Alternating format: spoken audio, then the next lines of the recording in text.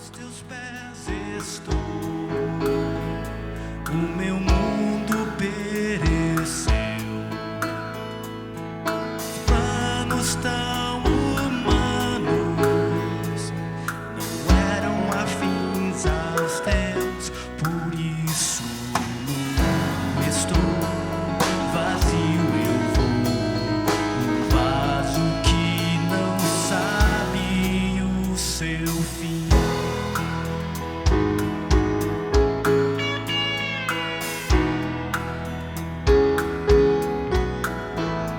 Quero ouvir a tua voz. Até quando vais calar? O silêncio é o algoz do coração. A ausência é dor atroz que eu não sei mais suportar. Quero descansar em ti, na palma da tua mão, e com essa mão tu esmagaste o meu ser, mas faz-me crer que é a mesma mão que vai reconstruir o meu viver. Pois um vaso novo eu quero ser, crucificar tudo que em mim deve morrer, que assim eu possa, enfim, contigo reviver. Toma em tuas mãos a minha dor, faz do meu canto teu louvor, teu coração eu quero ter. Forge, ó Senhor, neste teu vaso teu querer.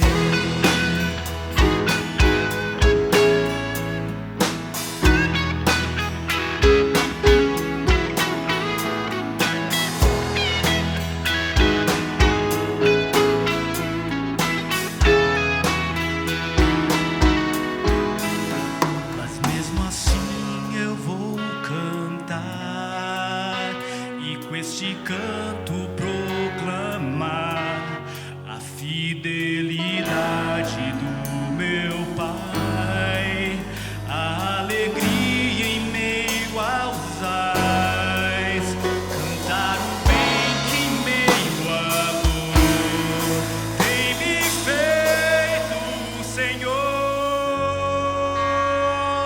e crer que os cacos que estão no chão quebrados são barro em tua mão, que um vaso novo vais fazer, santificar tudo que em mim é o teu querer, que assim eu seja, enfim, imagem do teu ser.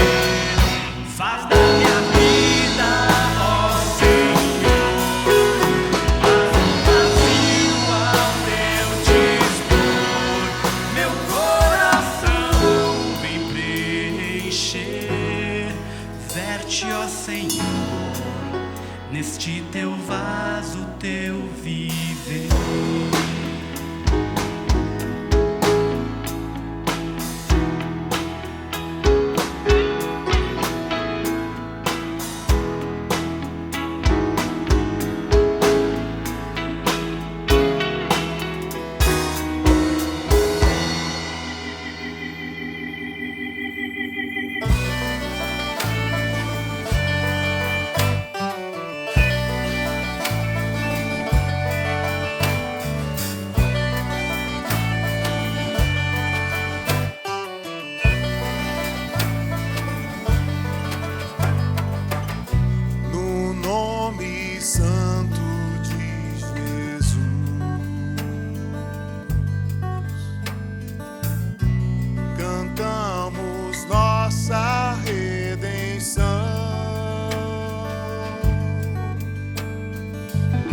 a Ele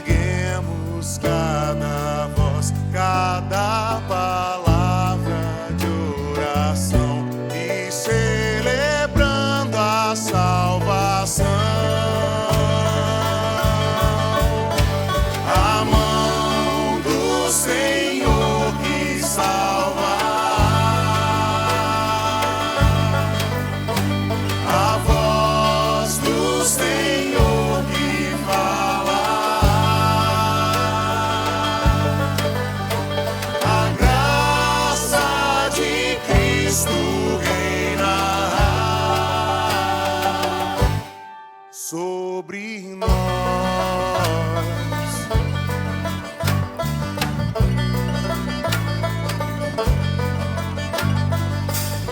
É Cristo que nos faz viver.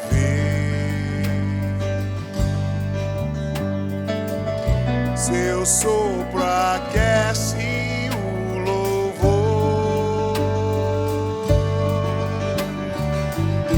que entregamos aos seus pés, clamando o nome do Senhor. A nossa alma canta. A mão do Senhor que salva, a voz do Senhor que fala, a graça de Cristo reina sobre nós.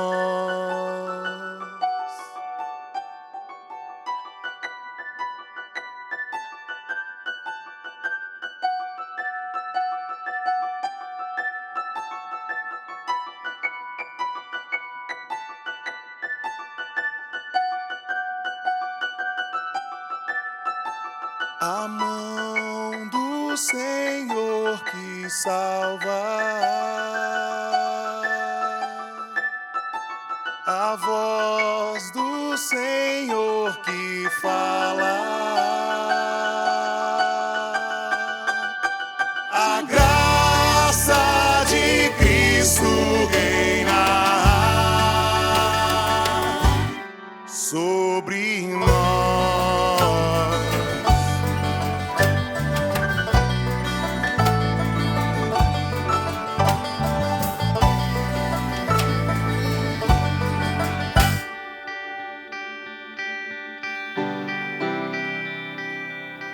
Todas as dores, toda a tristeza, cada resquício de dor,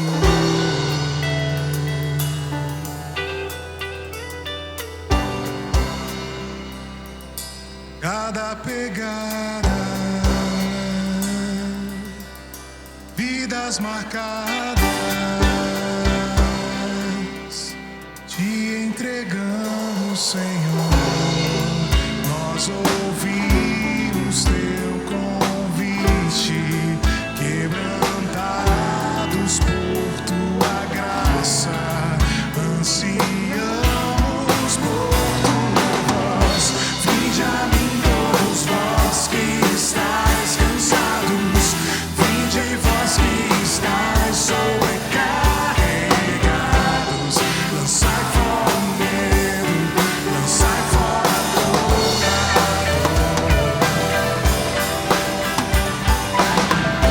Vinde a mim todos vós que estáis cansados, vinde vós que estáis sobrecarregados, lançai fora o medo, lançai fora toda dor. Canta minha alma pelas memórias de tudo que fez o Senhor.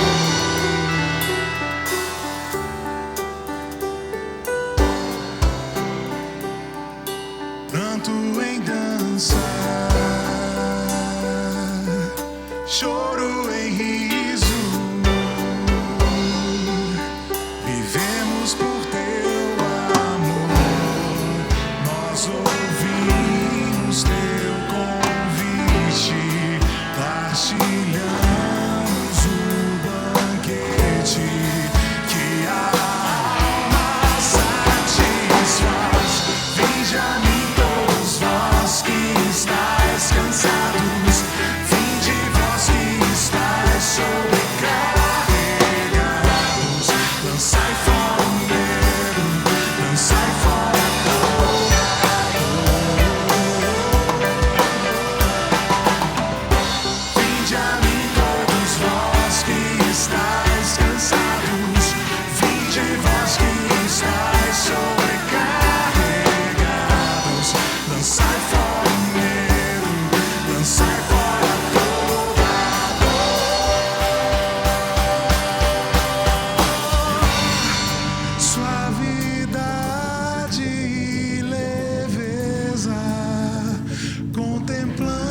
Vemos tua beleza, recebemos teu perdão.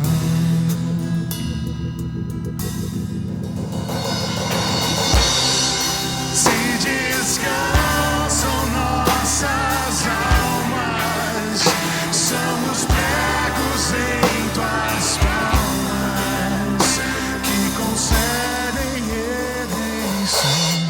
Vinde a mim todos vós que estáis cansados, vinde vós que estáis sobrecarregados, lançai fora o medo, lançai fora toda a dor. Vinde a mim todos vós que estáis cansados, vinde vós que estáis sobrecarregados, lançai fora o medo, lançai fora toda a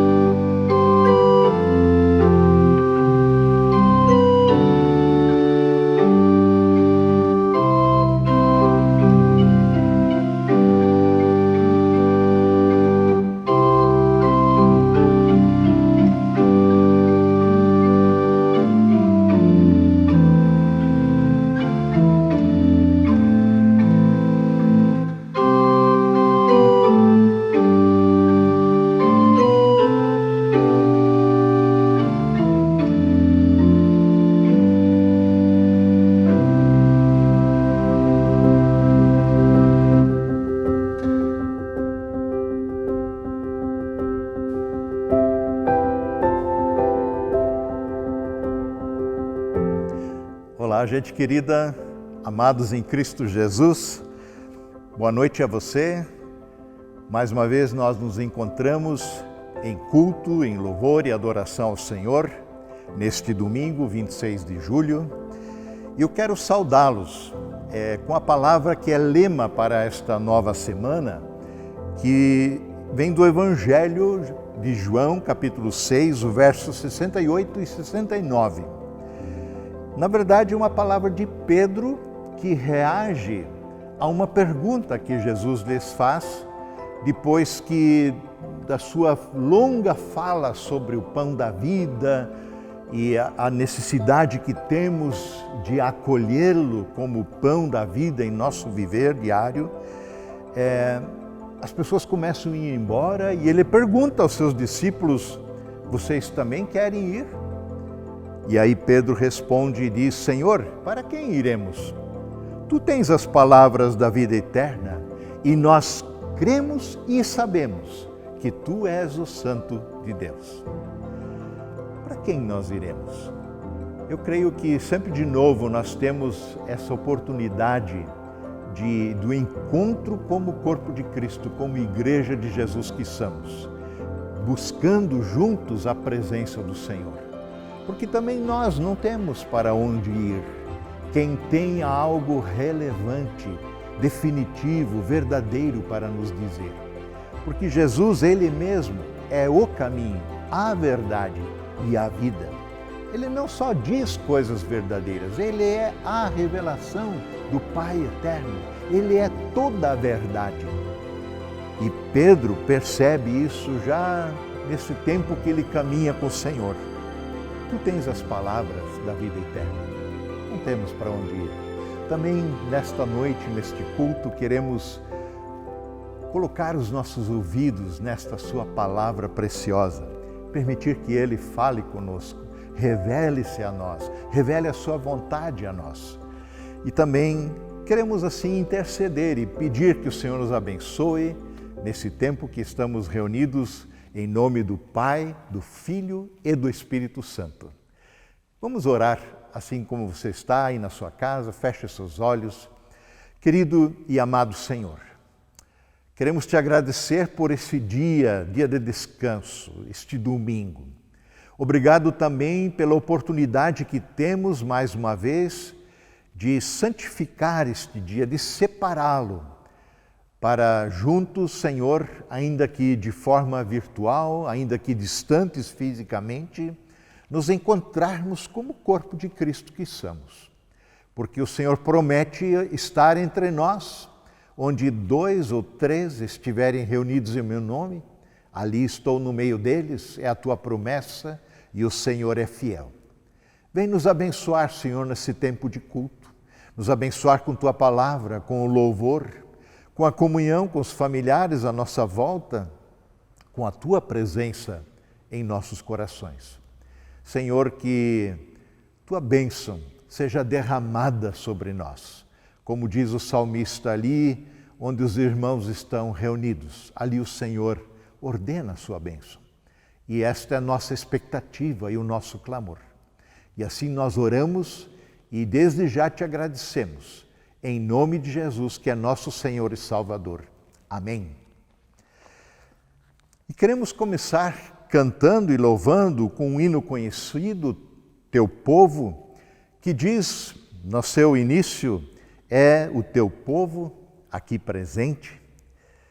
Estava comentando com o Fernando, na verdade nós deveríamos cantar é o Teu povo aqui ausente, mas presente aí, aonde você está. E assim mesmo queremos declarar que só Tu és grande. Exaltamos Teu doce nome pelo amor, pela cruz e por Teu Filho Jesus. Filho amado que deu a sua vida por nós, para a nossa redenção e salvação. Vamos erguer nossas vozes em louvor ao Senhor.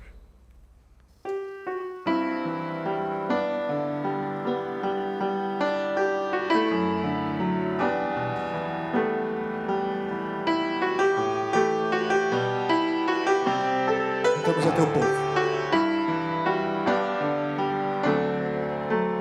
É Teu povo aqui presente,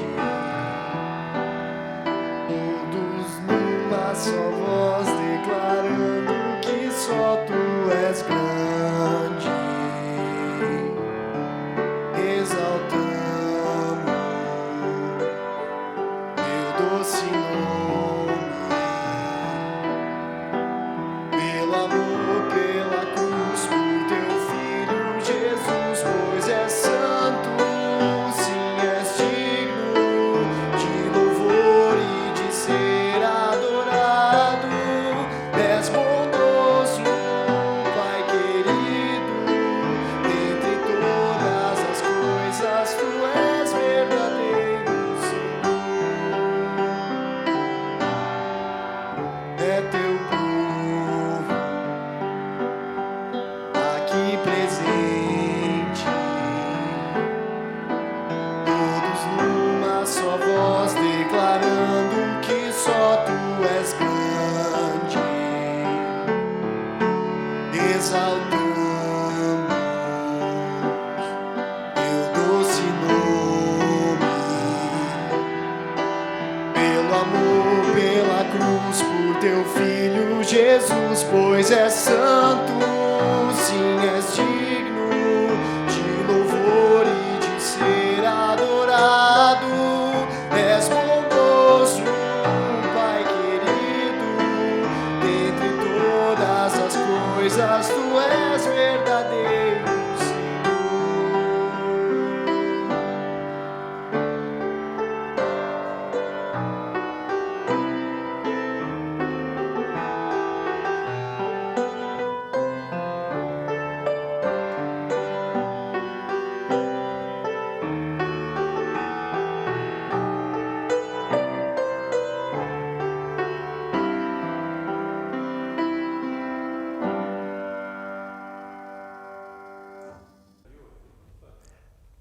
Quero ler para nós o salmo indicado para hoje, para este culto.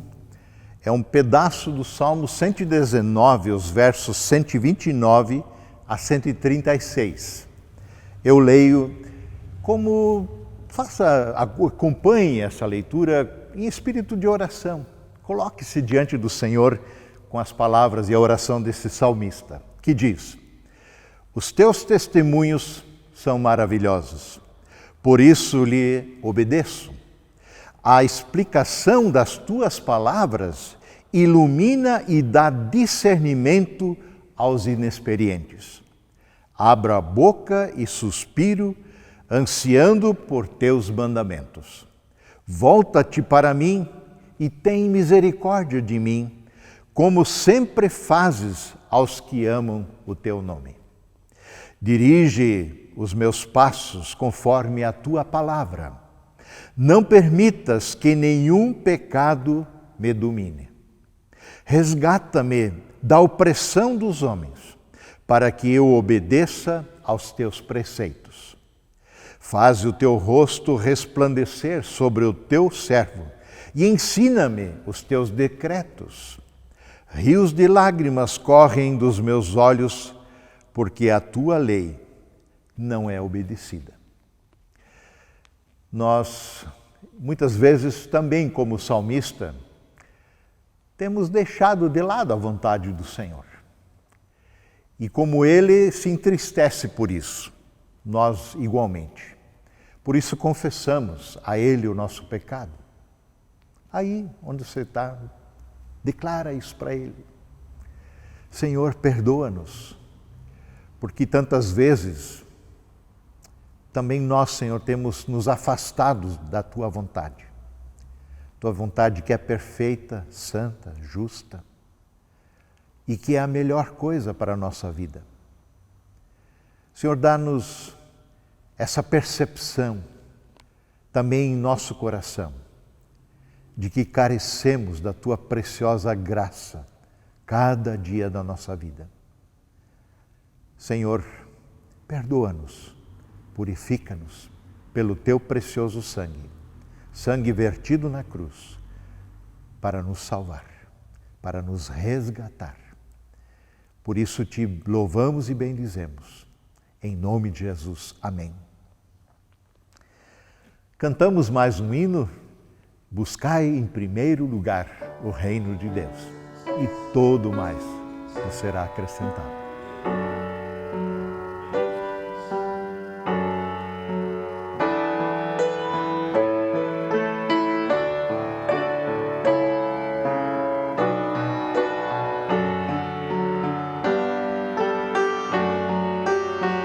Buscai primeiro. Buscai primeiro o reino de Deus e a sua justiça, e todas estas coisas vos serão acrescentadas. Aleluia,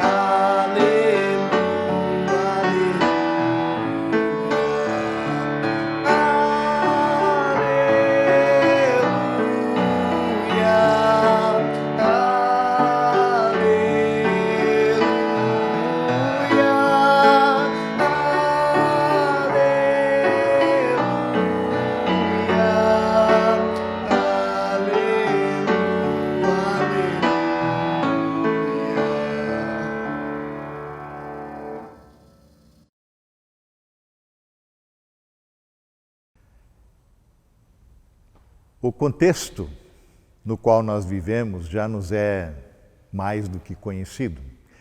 Sob a nova ordem, nós vivemos a nova ordem imposta pela pandemia, ou seja, continuamos em reclusão quando ela é possível, uso de máscara, distanciamento social, a impossibilidade de reuniões públicas. Tudo isso nos tem afetado enquanto igreja. Estamos aí chegando a 5 meses que não nos reunimos mais, pelo menos não presencialmente. As reuniões acontecem, sim, mas sempre de forma virtual. Os PGs, muitos se reúnem online, reuniões presbitério, outras reuniões acontecem online, cultos online. Sendo assim, nossa visão de igreja, nossa compreensão de igreja, nossa vivência de igreja está sendo, por assim dizer, colocada à prova. Muitos se sentem desconectados da igreja, afinal, estão há muito tempo sem frequentar a igreja, como se diz. Faz 5 meses ou mais que não vão à igreja, não adentram o templo, pelo menos como nós o conhecemos na comunidade do Redentor, no caso da Trajano Reis 199. Fica claro que se difunde um conceito errôneo aqui quando se fala de igreja. Quase todos descrevem a igreja como um lugar, um espaço físico, um prédio, um templo onde nos reunimos. Eu gostaria de hoje voltar a bater uma tecla muito importante, uma vez que a gente anda separado assim, fisicamente há bastante tempo. Então não se trata de irmos à igreja, mas de sermos igreja, de sermos corpo de Cristo, aí onde nós estamos. Não há fundamento bíblico que nos permita confundir a igreja com o lugar de reuniões. Seja em uma casa, um templo, um pavilhão, um centro comunitário, igreja não é em si um lugar, mas são as pessoas. A gente está cansado de saber isso. Não se trata também de uma instituição, ainda que a gente espelhe-se para fora como instituição. Nós temos CNPJ, endereço, mas nós somos um organismo vivo. E neste sentido que Lutero diz que a igreja da reforma sempre de novo precisa estar em reforma. E claro que ele não estava pensando em fazer reforma do prédio, que muitas vezes a gente precisa fazer para ele não cair na cabeça da gente, mas no sentido de ser um organismo vivo, não meramente institucionalizado, não engessado por um tradicionalismo vazio, mas sempre atento às necessidades de seu tempo, sem, contudo, se amoldar a esse tempo, para não se tornar uma igreja insípida, sem sabor, para não ser uma igreja que ofusca a luz de Cristo que deve irradiar, mas que, tal qual uma cidade edificada sobre um monte, testemunhe do amor de Deus por meio de suas obras. Creio que aquilo que Jesus diz no Sermão do Monte, em Mateus 5, 13 a 16, em relação aos seus discípulos individualmente, vale também para todos nós na condição de corpo de Cristo, igreja de Jesus nesse mundo. Vocês são o sal da terra de Jesus. Mas se o sal perder o sabor, para que ele serve? É possível torná-lo salgado outra vez? Claro que não. Será jogado fora e pisado pelas pessoas que passam, pois já não serve para mais nada. Vocês são a luz do mundo.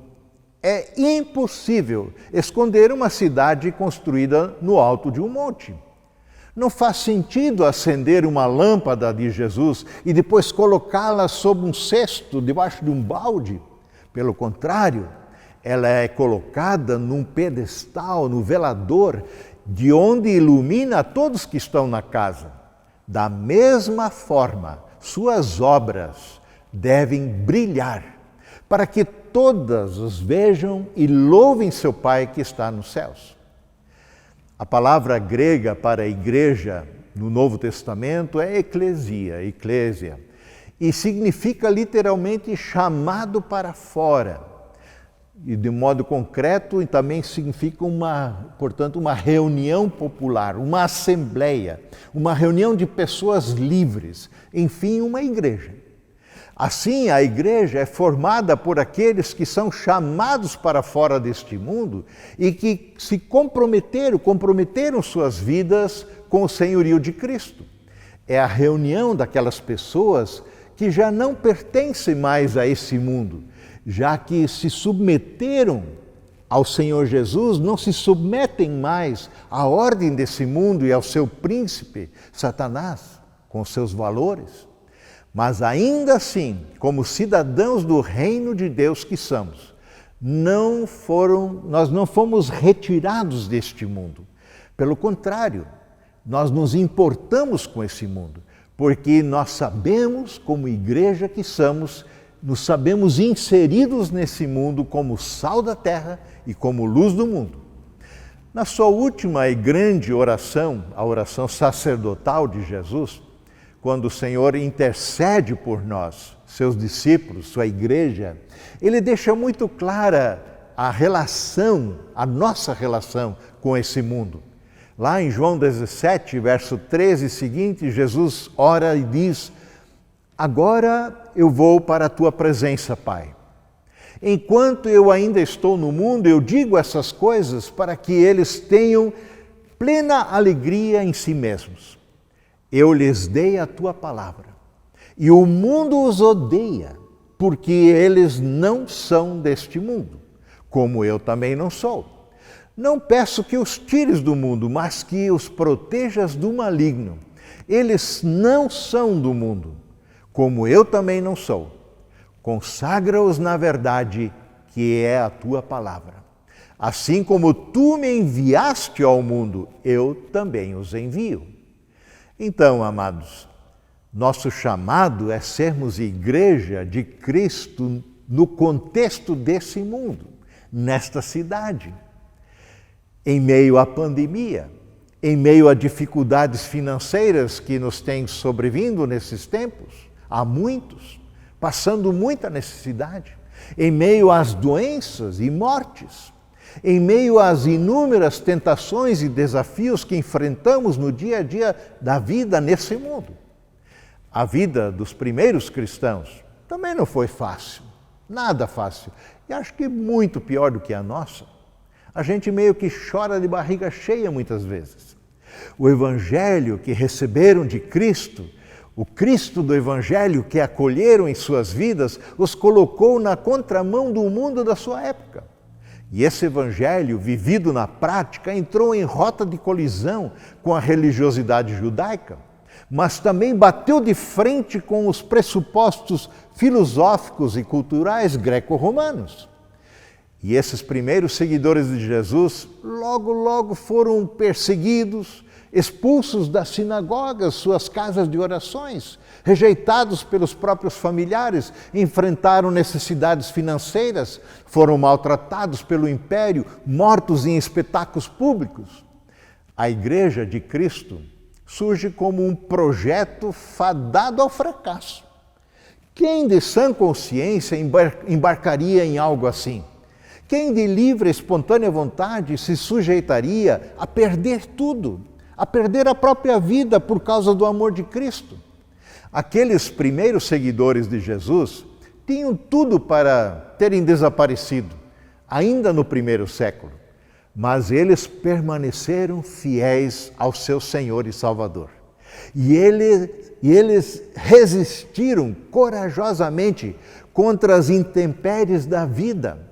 Lutaram corajosamente, mas sem pegar em armas, sem oferecer resistência. Pelo contrário, abençoavam incondicionalmente aqueles que os perseguiam. Como Paulo vai escrever na sua segunda carta aos Coríntios, capítulo 10, verso 3 e seguinte: pois embora vivamos como homens, como pessoas, não lutamos segundo os padrões humanos. As armas com as quais lutamos não são humanas, diz Paulo. Pelo contrário, são poderosas em Deus para destruir fortalezas, sofismas, ideias. Esses primeiros cristãos, como nós hoje, foram sustentados pela graça de Deus. Eles foram literalmente carregados pelo Senhor, como nós somos. Pelo poder do Espírito Santo de Deus, que habita no coração daqueles que creem em Cristo Jesus, eles foram capazes e capacitados a enfrentarem grandes adversidades. Quando decidiram, por exemplo, não prestar adoração ao imperador romano, isso teve um custo alto. Quando testemunhavam afirmando que só Jesus Cristo é o Senhor, isso tinha o custo da própria vida. Eles eram mortos na cruz, queimados como tochas humanas, jogados aos leões em espetáculos públicos. Por essa razão, estes primeiros cristãos são exemplo e fonte de inspiração para nós hoje, cristãos meio mimados, eu diria, extremamente sensíveis, se ofendem fácil, cheios de direitos e expectativas que desejam ver atendidas. Se não for do meu jeito, não gostei disso, não gostei daquilo, já estão reclamando. Cristãos que gostam de ser servidos, mas não de servir. Quando a carta aos Hebreus, no capítulo 11, aborda o tema da fé, e vai fazer referência àqueles que andaram na fé e andaram por fé, ao final do capítulo 11, verso 36 e seguinte, nós lemos algo impressionante. Alguns foram alvo de zombaria, diz Hebreus, e açoites, e outros acorrentados em prisões. Alguns morreram apedrejados, outros foram cerrados ao meio, outros ainda mortos à espada. Alguns andavam vestidos com peles de ovelhas e cabras, necessitados, afligidos e maltratados, não tinham com que comprar roupa. Esse mundo não era digno deles, diz Hebreus. Vagaram por desertos e montes, escondendo-se em cavernas e buracos na terra. Todos eles obtiveram aprovação por causa da sua fé. No entanto, nenhum deles recebeu tudo o que havia sido prometido. Gente, nós não estamos nesse mundo prioritariamente como cristãos e nem cremos prioritariamente para sermos felizes nessa terra, para obtermos as bênçãos que demandamos de Deus. Quando Paulo escreve sua segunda carta aos Coríntios, capítulo 8, ele faz referência à igreja, às igrejas da região da Macedônia. E ele destaca a semelhança dessa igreja ao caráter de Cristo em seu viver diário. Paulo usa essas igrejas como exemplo de generosidade para os coríntios, de uma vida de fato entregue a Deus, submetida ao senhorio de Cristo, e por essa razão uma vida dedicada ao próximo, e não focada prioritariamente em si mesmos. Escreve Paulo: agora, irmãos, queremos que saibam o que Deus em sua graça tem feito por meio das igrejas da Macedônia. O que Deus em sua graça tem feito através dessas igrejas que se submetem a Ele. Elas têm sido provadas com muitas aflições, diz Paulo. Passaram por grandes necessidades. Mas sua grande alegria e extrema pobreza transbordaram em rica generosidade. Posso testemunhar que deram não apenas o que podiam dar, para ajudar na coleta, na oferta levantada para ajudar os irmãos lá na Judéia, que passavam por muito mais necessidade. Mas muito além disso, diz Paulo, eles deram além do que podiam dar e o fizeram por iniciativa própria. Eles nos suplicaram repetidamente o privilégio de participar da oferta aos irmãos lá da Judéia. Fizeram até mais do que esperávamos, pois o seu primeiro passo foi entregar-se a si mesmos ao Senhor e depois deram a nós, como era o desejo de Deus. Vejam só que coisa maravilhosa. É claro que na igreja nem tudo é uma maravilha. A igreja de Cristo sempre conviveu com a realidade do joio plantado no meio do trigo. E não nos cabe fazer esse juízo de quem é joio e quem é trigo. Esse juízo pertence somente ao Senhor da igreja. Mas também é verdade que nos momentos de maior provação, nos momentos de privações, perseguições, lutas, aflições, foi quando a igreja mais foi depurada, vamos dizer assim, mais se aproximava do seu verdadeiro chamado. Depois daqueles tempos tumultuados e difíceis dos primeiros séculos da igreja primitiva, houve uma mudança considerável quando houve uma união da igreja com o Estado no século IV, sob o governo do imperador Constantino, que livrou os cristãos das perseguições e muitos dos seus problemas, mas, ao mesmo tempo, foi nesse período de bonança, de tranquilidade, que começou a haver uma subversão no papel essencial da igreja, como agência do reino de Deus nessa terra. Foi nessa ocasião, nos tempos de calmaria, nos tempos bons, nos tempos de bonança, e reconhecimento da igreja, que surgiram as oportunidades para politicagens, de clericalismo, de quem é mais, quem é menos, de guerras santas e imposições religiosas contrárias aos direitos humanos mais básicos. Tudo isso aconteceu nesse período. É simplesmente fatal quando a igreja de Cristo se distancia do seu chamado, do seu papel nesse mundo, de ser sal da terra e ser luz do mundo, de expressar por meio de obras e palavras o grande e incondicional amor de Deus, reduzindo-se a uma mera expressão de religiosidade. Religiosidade não coaduna com o cristianismo. A fé viva e ativa no amor.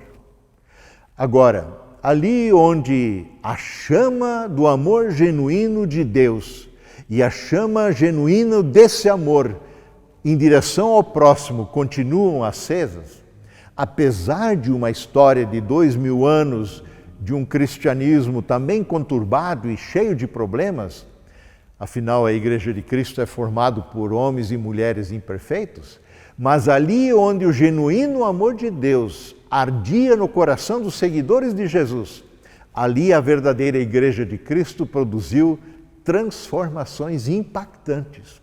E ali a Igreja fez a diferença nesse mundo, como sal da terra, que traz sabor, que preserva da podridão, e como luz do mundo, que indica o caminho.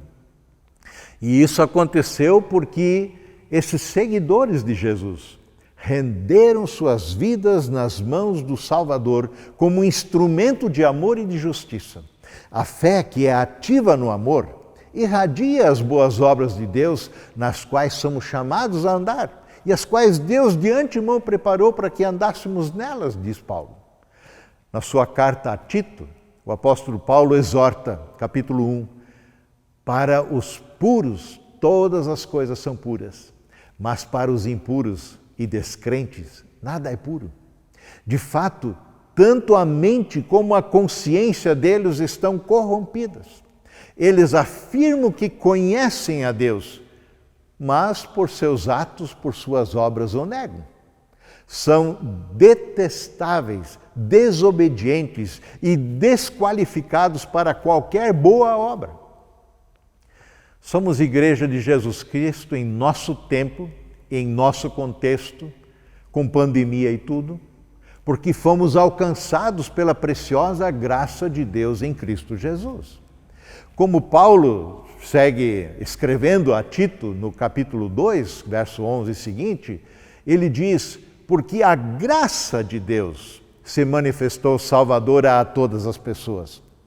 Ela, a graça, nos ensina a renunciar à impiedade e às paixões mundanas e a viver de maneira sensata, justa e piedosa nesta era presente, enquanto aguardamos a bendita esperança, a gloriosa manifestação de nosso grande Deus e Salvador, Jesus Cristo. Ele se entregou por nós, diz Paulo, a fim de nos redimir de toda maldade e a fim de nos purificar para si mesmo um povo particularmente seu, dedicado à prática das boas obras. Ou seja, como Igreja de Cristo que somos pela fé naquele que deu a sua vida por nós na cruz, somos um povo particularmente seu. Um povo em cujos corações habita o Santo Espírito de Deus, que nos leva a abandonar um estilo de vida ímpio e a renunciar os prazeres pecaminosos, mas também a viver os valores do reino de Deus em nossa cultura, em nosso tempo. Muitas vezes a Igreja, o corpo de Cristo nessa terra, tem deixado a desejar, até mesmo comprometido o testemunho verdadeiro do Evangelho. Ainda assim, Deus escolheu a Igreja de Cristo, as pessoas que foram alcançadas pela preciosa graça de Deus em Cristo, como instrumentos de proclamação do Evangelho, que continua sendo o poder de Deus para a salvação de todo aquele que crê. Mas Deus também escolheu a Igreja, você e a mim, como seus instrumentos através da qual demonstra o seu divino amor pela humanidade caída, por todas as pessoas, por toda a sua criação. Sendo assim, ser Igreja de Cristo hoje é mais do que frequentar um templo, é mais do que assistir um culto, ainda que online, é mais do que cumprir algumas regras, é mais do que conhecer alguns dogmas e estatutos. As boas obras que realizamos em seu nome, as ações práticas dos verdadeiros cristãos, sinalizam, mostram, revelam em parte o reino de Deus aqui e agora, já presente entre nós.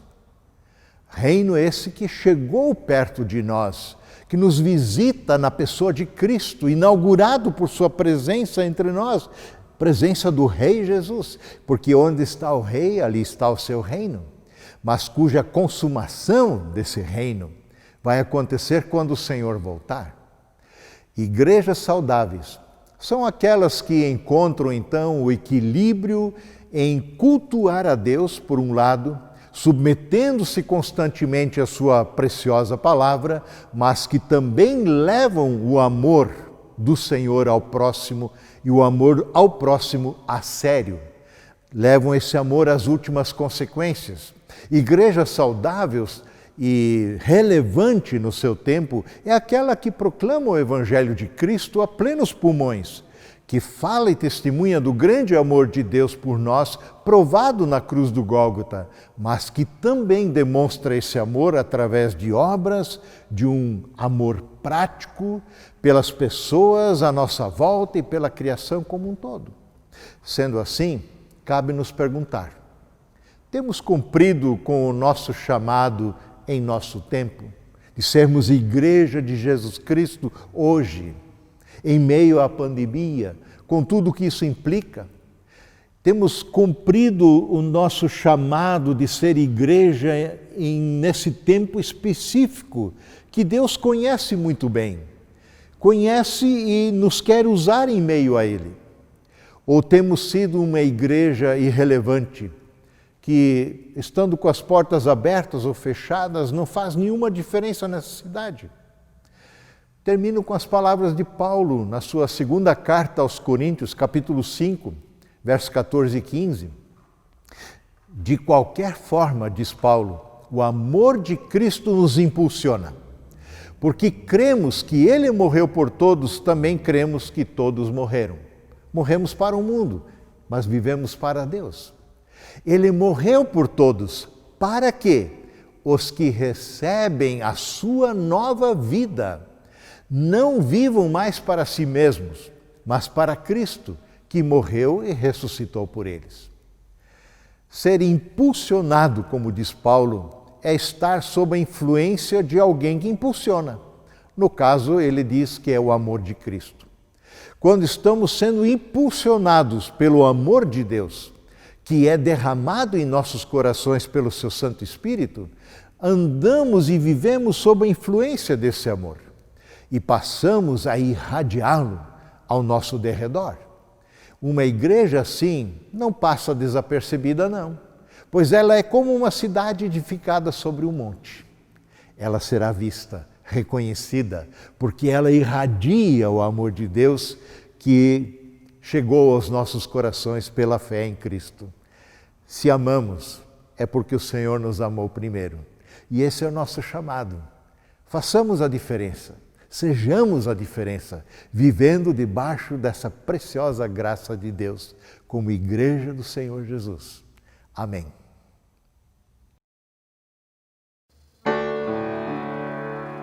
Fazer tua vontade, seguir tuas pegadas, é o pão de cada dia para nós.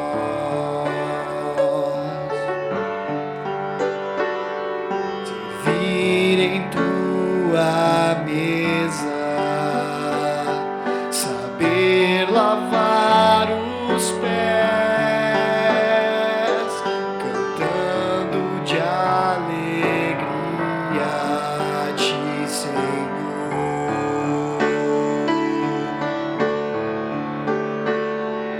E como tu fizeste, Senhor, nós queremos fazer tua vontade, ó Pai, transforma em nosso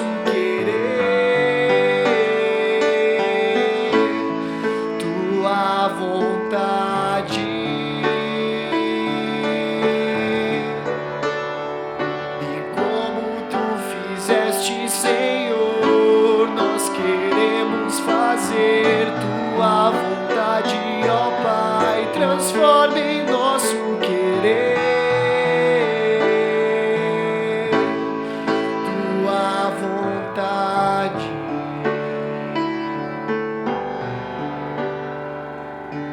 Bebendo da palavra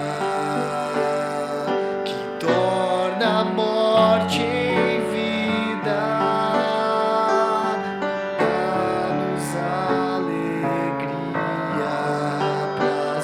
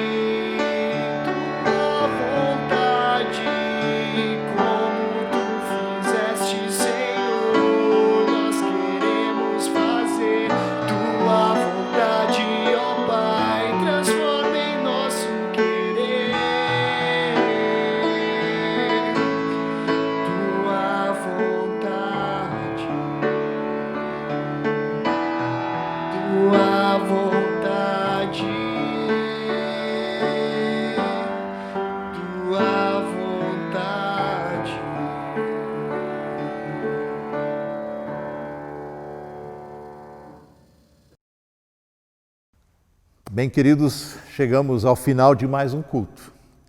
Quero convidá-los, aí onde você está, a silenciar, a colocar-se na presença de Deus. Vamos orar. Querido e amado Senhor, te louvamos e bendizemos e agradecemos de todo o nosso coração por mais uma vez podermos celebrar culto a Ti.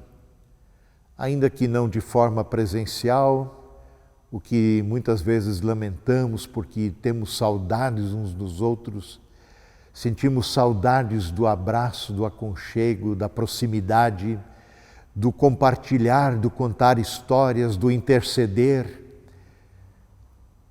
Mas também, Senhor, te agradecemos que Tu nos tens dado esta oportunidade de celebrar o culto, ainda que separadamente uns dos outros, mas em comunhão, debaixo da mesma autoridade, debaixo da mesma bênção do Senhor que está onde nós nos reunimos em Seu nome. Obrigado, Senhor, pela Tua palavra que nos orienta, que nos anima, que nos fortalece, que nos conduz na Tua vontade, que nos desafia a vivermos essa fé de uma forma comprometida com o Teu querer, que é perfeito para nós, para essa terra, para esse mundo. Senhor, Tu conheces a realidade na qual nós estamos inseridos, conheces as limitações e as dificuldades pelas quais passamos. Senhor, nós intercedemos por pessoas, famílias que têm, Senhor, sido atingidas diretamente pela Covid ou sofrem debaixo de outras doenças e tantas vezes a dificuldade de obter ajuda.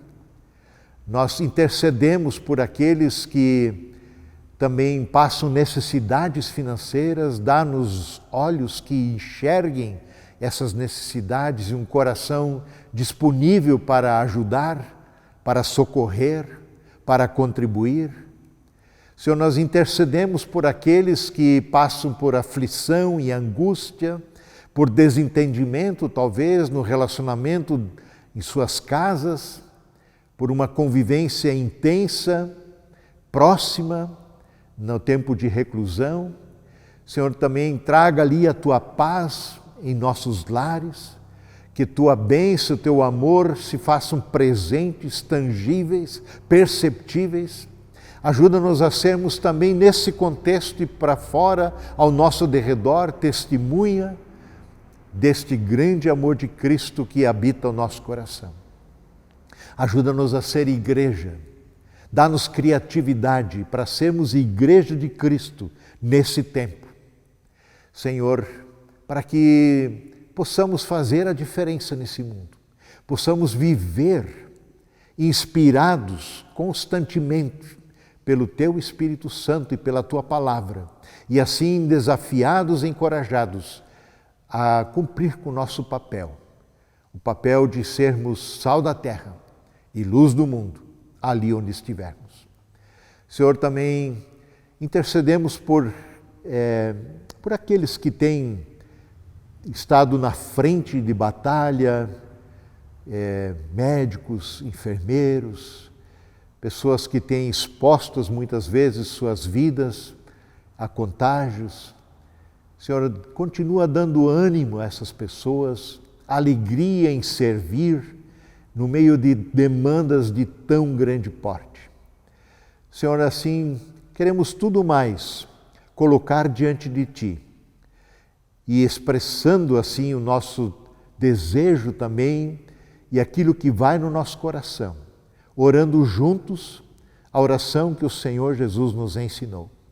Pai nosso que estás nos céus, santificado seja o Teu nome, venha o Teu reino, seja feita a Tua vontade, assim na terra como no céu.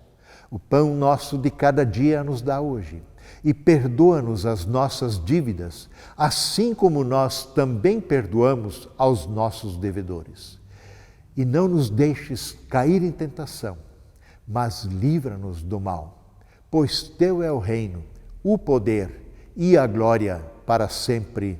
Amém. E que o Senhor te abençoe e te guarde. E o Senhor faça resplandecer o seu rosto sobre ti e tenha misericórdia de ti. O Senhor sobre ti levante a sua face e te conceda a sua paz. Amém. Tenham todos ainda um abençoado dia de descanso, um abençoado domingo. E não esquece que tem aí no link, no chat ao lado, um link para você entrar na sala, que sempre está aberta após os cultos, e onde nós podemos, pelo menos online, nos encontrar, dialogar, conversar, compartilhar, interceder, nos reconhecer. Está à disposição, não deixe de aproveitar essa oportunidade. Até o próximo encontro. Deus nos guarde e abençoe. Amém.